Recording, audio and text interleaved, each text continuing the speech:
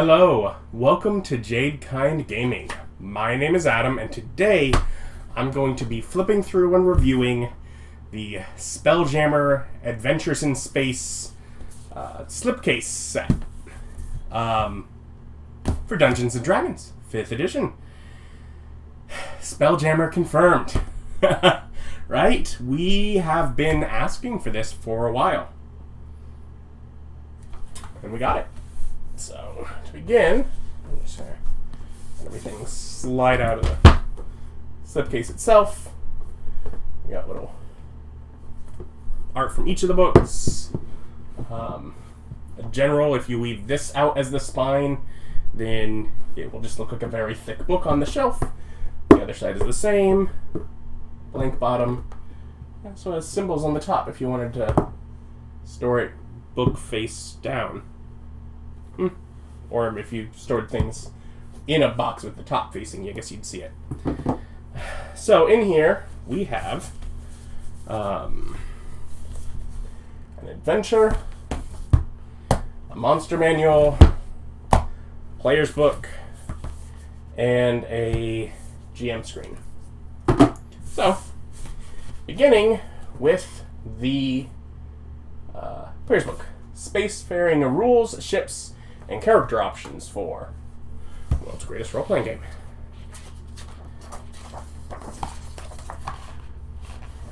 Let's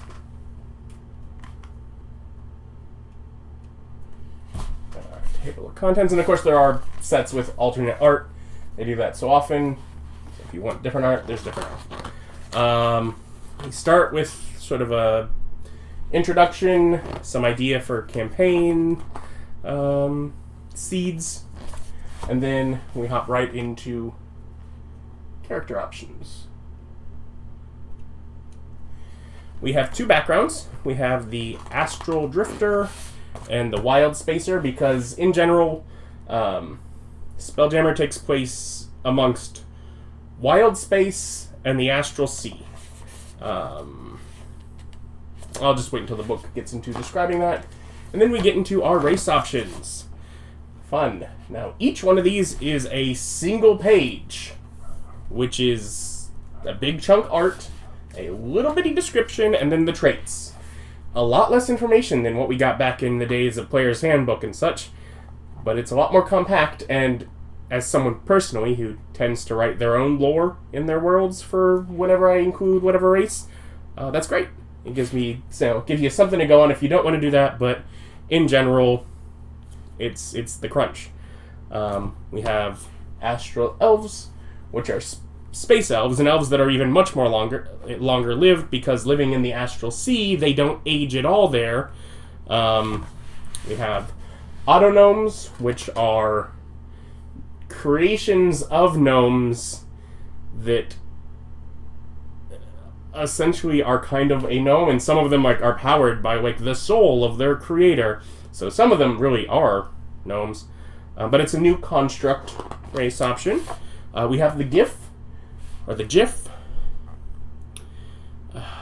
Who knows, right? Not even them. Which are hippo people, but very specifically space gun-wielding hippo people.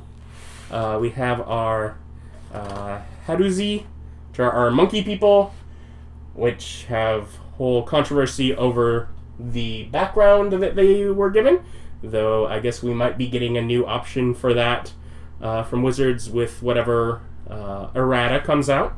I'm a lot more concerned by the fact that one of my players' first read on it is that their glide ability, because they're, they have flesh flaps that let them glide, is you can move up to 5 feet horizontally for every 1 foot you descend in the air at no movement cost to you. And he's like, well, what about those rules for just jumping straight up in the air and then you just glide freely for a distance that does not take movement costs? And I'm like, that seems against the spirit of that rule, but so that's more of a concern for me. Plasmoids, which are our ooze people, which is interesting. And you do have, as long as you're not taking any stuff or whatever, you can squeeze through a space as narrow as 1 inch wide. They're an ooze. And they get to kind of take a shape or be a blob. And then the 3 green, which are monstrosities. There are insect people that have telepathy because they make bug noises. And they have secondary arms because they're, legs and then 4 arms to be, again, insects. So, number of race options. And then we get into Astral Adventuring. How spelljamming works. Speed, starting out because, you're going, you can travel 100 million miles in 24 hours when you're at, cruising through space. But then when you get near any other objects, you slow down to your flight speed and you maneuver like a ship. So, travel through space really fast, but, you still have ship maneuverability when you're around other things for those ship-to-ship battles. Air envelopes is this whole thing where you got, a pocket of air, and, it only lasts so long, depending on how many people are there, and you have a gravity plane somewhere in your ship, where, if you jump off the ship, you would bob back and forth along that gravity plane, or you could get on the other side of the ship, and you could walk along the bottom of it, because under this plane, it's pointing the other way, because gravity is a straight line through your air envelope.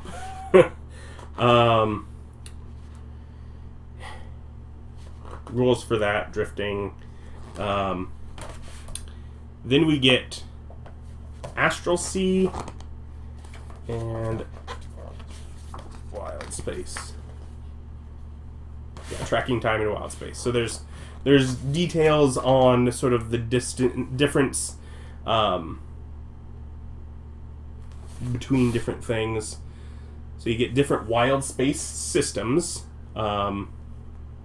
such as realm space, which would be the wild space where Forgotten Realms is, and then wild space systems for your own world and for whatever other world, and Doom Space, which is one of the ones in Adventure, and other weird things that just float around in the Astral Sea. So the Astral Sea is between all the different wild space systems.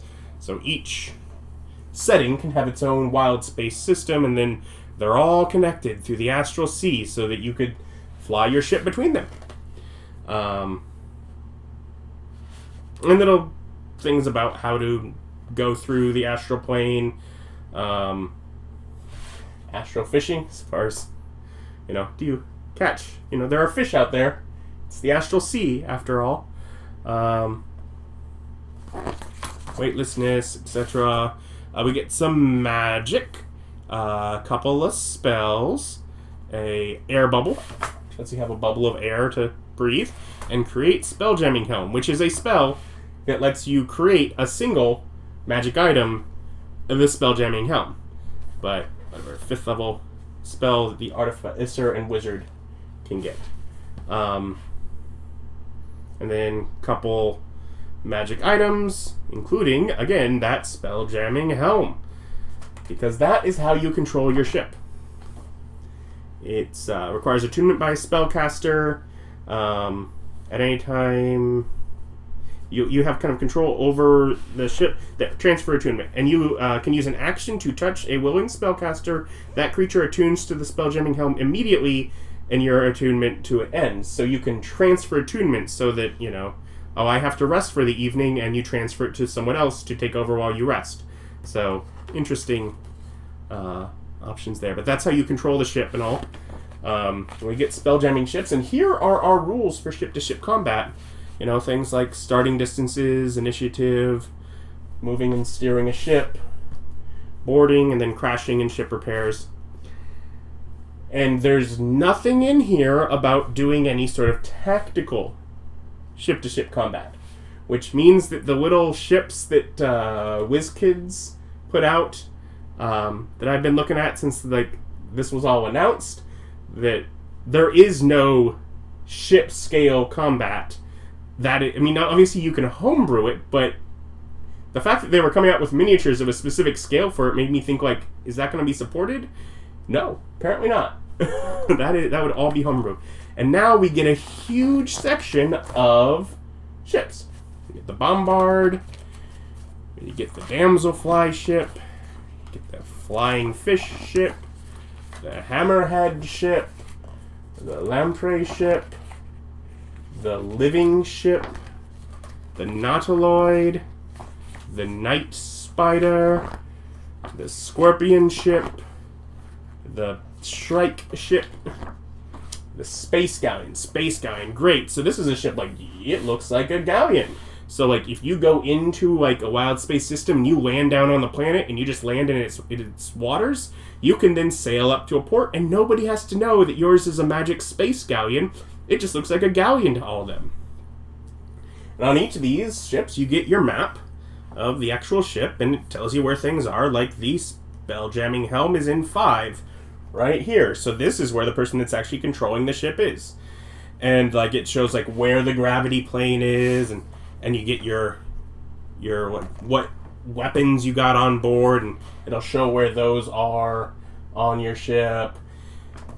A little blurb about it, and then, like, the little stats, like, you know, its armor and hit points, damage threshold, how fast its flight speed is, how much cargo it can hold, you know, the lengths, the cost of it, and how much crew it needs.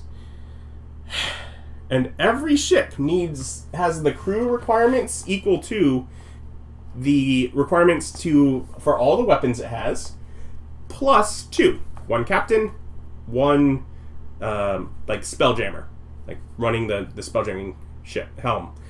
Except the Space Galleon that arbitrarily requires more people so that it doesn't let it requires, you know, fewer people than a galleon normally would or whatever, which makes me upset. But all the others are like, you know, like, oh, you have 3 ballista at 3 each, so that's 9. And the ram is actually controlled by the Spelljammer, because it's when you ram into something, so that doesn't need anybody. So 9 plus 2 is 11 crew, and that's for every other ship, except the Space Galleon. And otherwise, I was thinking that really adding these Spelljamming helms to normal ships without the spacefaring thing would be great, just for making it easy to have a small crew control a ship, but they don't seem to like that.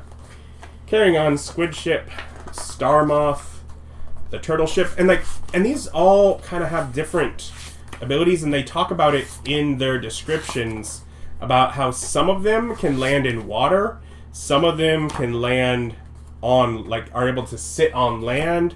Like the Turtle Ship, it can go, and it's also a submarine. It can seal itself up and be a submersible. But, like, they actually talk about, like this one here is going to say,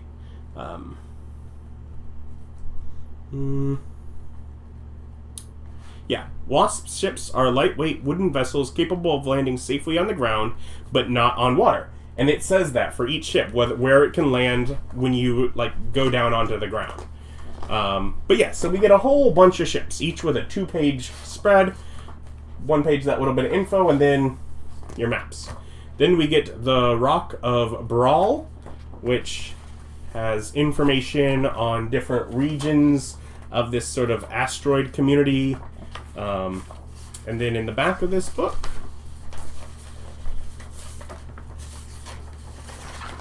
is a map.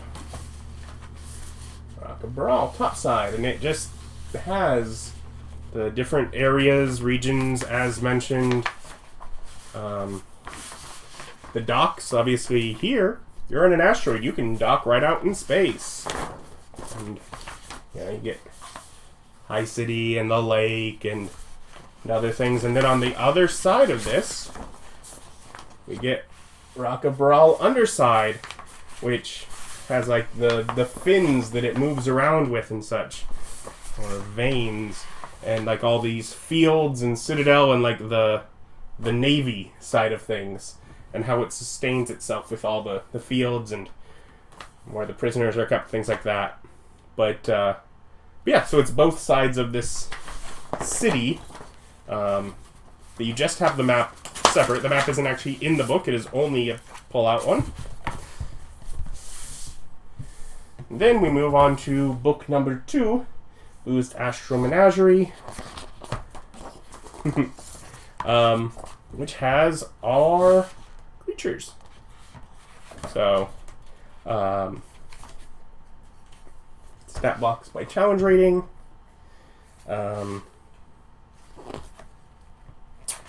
encounter lists, And then into creatures, weird plant-like things. The Astral Elves, so the different races are, of course, going to have different options, and some of them have quite a few. Autognomes, monster, giant, Shwunga, which we've seen in some other things. Well, here is a Shwunga astronaut. Cosmic horrors. Eye monsters. The GIF have new options. Githyanki, since they live in the Astral Sea. Haduzis. We get space whales. And like things like with like like they're generally peaceful creatures, and there are creatures that like live, like they're big enough that they have their own air envelope, and so other creatures will like live alongside them. We get two different kinds of dragons. We get lunar dragons, so moon dragons, and we have ancient, adult, young, and wormling versions of them. Murder comments. Weird brain-stealing monsters. Plasmoids. Scavers, which are like monstrous shark space creatures. And we have a variety of options for it. They're just covering different challenge ratings. And then we get our solar dragons. Again, we get the different age ranges of them. And they're just adding some variety of dragons, specifically with space dragons. We get space clowns. I want to read some of this. Space clowns are the inhabitants of a wild space system known as Clown Space. The humans who once inhabited the system's 3 ring-shaped worlds placed their faith in a god of revelry. Their worship ceremonies were centered on festivals and frivolity. Over time, the people's happiness hinged on the ever-increasing consumption of an elixir called Thrill Joy. Only after they were addicted, they find the priests of their faith had distilled the elixir from demonic ichor and the nectar of the bozo flower, transforming the fiendish creatures and blessed with them into clown-like appearances. It's just 3 ring-shaped worlds. Oh, it's a 3-ring circus and the bozo flower. It doesn't take itself seriously. It has fun with it. This is a good setting if you just want to play around and have fun. But yeah, so we have clown monsters from space. And then we get space eels and space guppies, just these little peaceful fish. And space hamsters. So giant space hamsters are, great beasts of burden. They're beasts. Normal space hamsters are monstrosities with telepathy, but they tend to, on many worlds in the material plane, keep their telepathy hidden and are just known as hamsters. So I think canonically they are saying that all hamsters in D&D are not beasts, but monstrosities that are secretly from space. Birds and flying pigs from space. We get starlight apparitions, which are like kind of like ghosts. They're celestials. They're projecting their appearance in order to help someone avoid the same fate as them through the distance into space. So, great for particularly a plot point. 3 green. We get new options for them. Another not so serious feeling one. Vampirates, which are undead vampire-ish pirates. And then Zodar, which are mysterious. So yeah, selection of monsters. And then we get the Light of Xaryxis, which is our adventure. So I don't do pre-done adventures. But I'll look through it so I can give a little information. The idea behind it is it's set in whatever world you run, as long as there's a port. You can begin it. The beginning of it just requires you to be in a port town. And it's level 5 to 8. And is designed for basically your introducing your players from I don't know about wild space and space travel to getting all wrapped up into the space travel.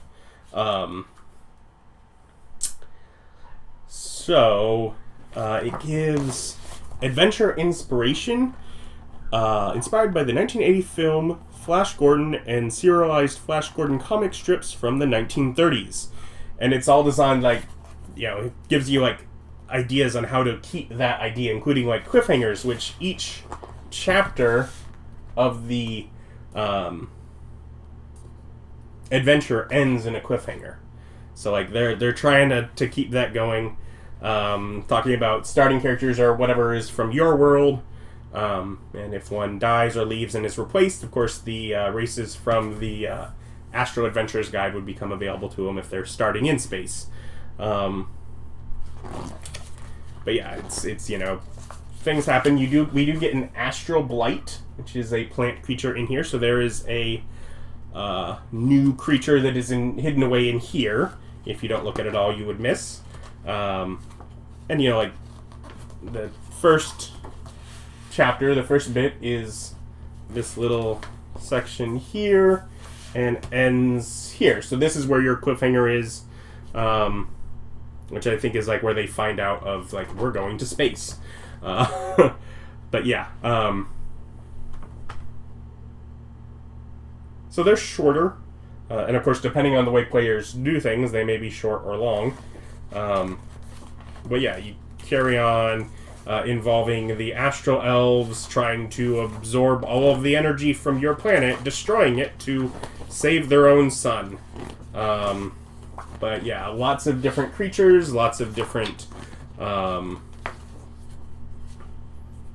the different like space race options showing up. And it's just like there's something strange in the world today, and I don't know what it is. But yeah, lots of options in here. There is another thing. Here it is. They also have rules for jolly boats. Another thing that is hidden away in here instead of put in the Adventurer's Guide. That is basically it's a rowboat Spelljammer, which only has enough air for one crew member for 8 hours, or like 4 crew members for 2 hours each, or whatever, But it's a boat that's too small for a spelljamming helm, so you have to row it away. But it's how you would go between 2 ships, or if you are outside of a like the Rock of Baral and you want to dock your ship and go in, you could do a jolly boat. It's just another term for a rowboat for spelljamming ships. But yeah, just little things like that are hidden away. Yeah, lots of stuff. And then we get a couple of, like we have this here 2-page spread on Doom Space, where it has a number of short descriptions on interesting worlds. And like this is one of the things that like at the end of the adventure they're like, hey, if you're looking to continue, you could make up your own adventure taking place somewhere here. They also have Xaryxis space, where they have, it's smaller, but a little information here, and they do have a map of one of the locations there, where, of course, the adventure takes place, ending at. But yeah, so there is an adventure. And last but not least, we get a DM screen, which I will look at the art for last because I'm already zoomed in. So the DM screen includes setting a DC, so like what the DC benchmarks are, and these skills and associated abilities. Wonderful to have. So those are 2 very useful bits of information to have like on any GM screen. It does not have the conditions, because that takes like a panel and a half, and they had too much other stuff on here. But so you might need another reference with this. Rules on suffocating and weightlessness. Again, useful. You're in space.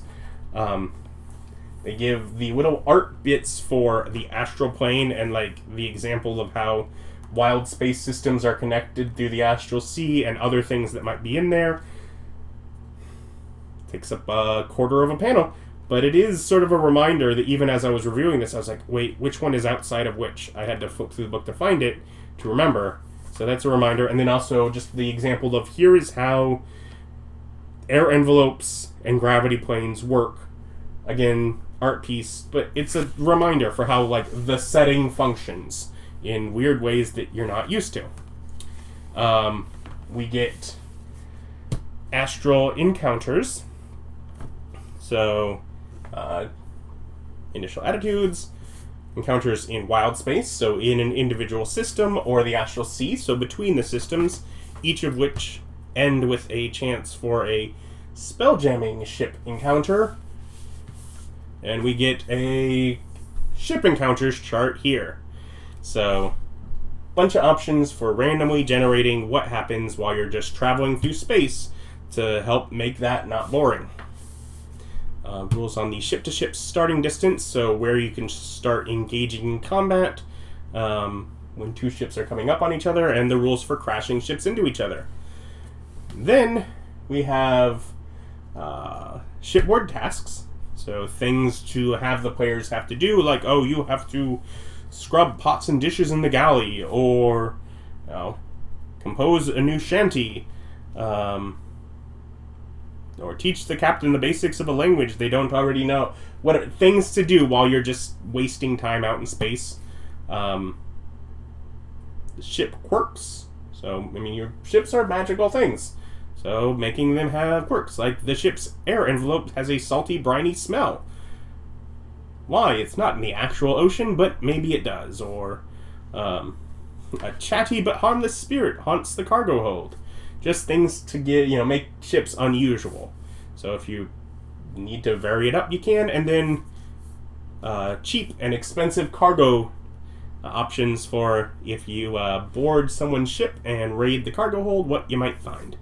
So you have all that on the info side.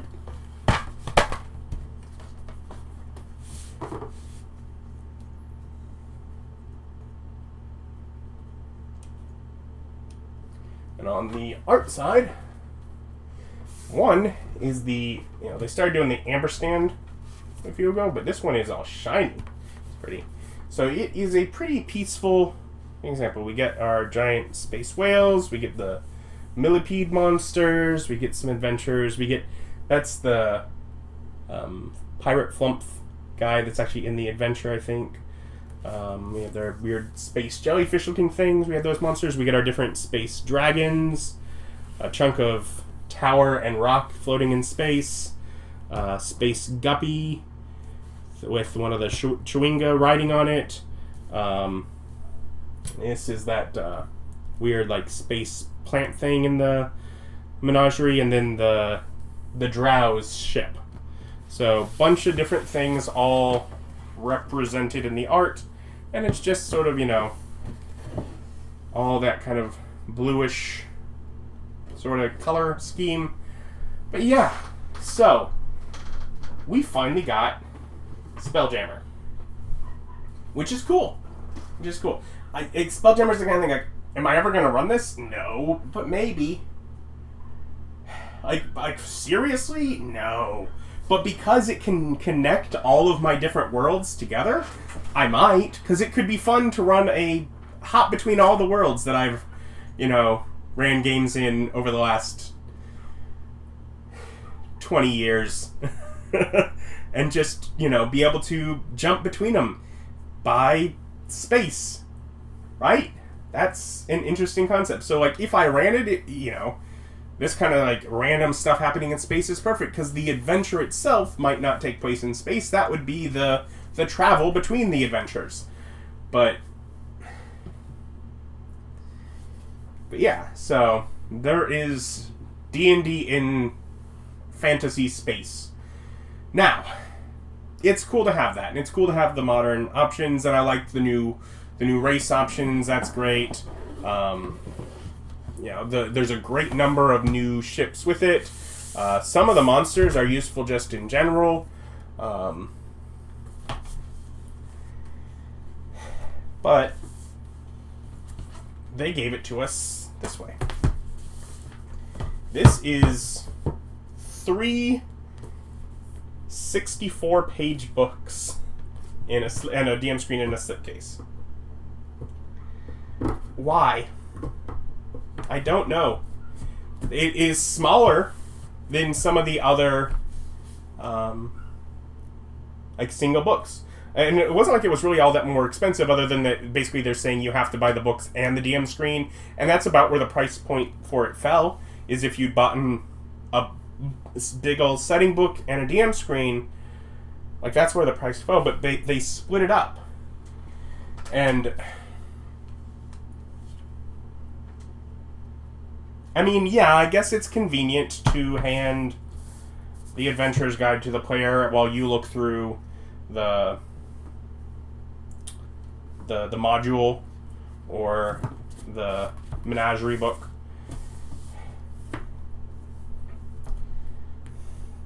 But I don't really get like why they split it. And again, that you can have it, put it on the shelf this way and it's just a single entry on the shelf, or this way and you see each of the 3 different spines. You know, you get some options for displaying it, which for me, that is relevant. How it displays on a shelf matters to me. I do that. I make a background out of my books. I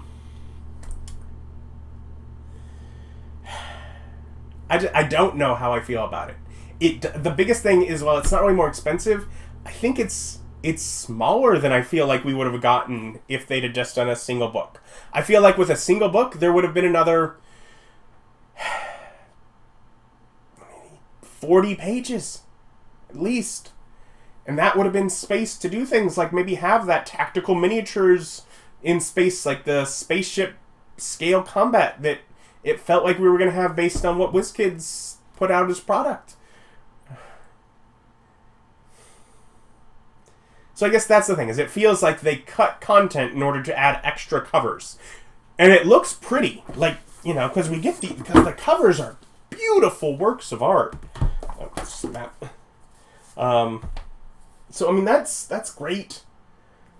And we get, you know, Minx and Boo on the cover of this, and it's adorable. And I mean, I like to get the DM screens. I use those as decoration as well behind me when I'm filming my campaigns. But I don't know why they split it, and I feel like we would have gotten a little more page count and therefore just a little more content if they would have just kept it as a single book. But it's pretty, and so maybe that's what they're going for beyond it. And again, changing things with how much like each race is a single page. Well, works for me, but it definitely feels like some things are changing. But we'll continue to see what they continue to do. But yeah, I will link down below where you can pick up the set online. Like, comment, subscribe. Let me know, what do you think about the split? You know, the setting, sure, tell me your opinions on that as well. But really, as far as them splitting it into 3 books, let me know your opinions on that. I am curious, because I'm kind of split with it, on my opinion. So let me know what you think about that. Subscribe if you haven't. Thank you for watching. Bye.